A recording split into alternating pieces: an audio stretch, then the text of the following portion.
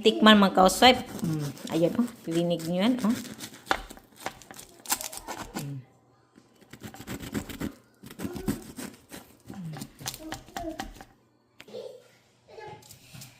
Lagyan natin dito. Ay, ang init kasi mga ka-housewife, no?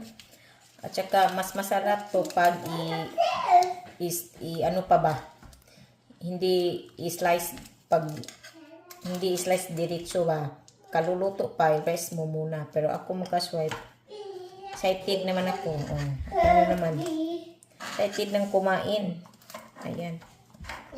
So, kunti lang muna kukunin. Mamaya kukuha pa uli. Ay, katagal ba? Easy lang siya. At saka alam mo talaga na healthy to. Ayan.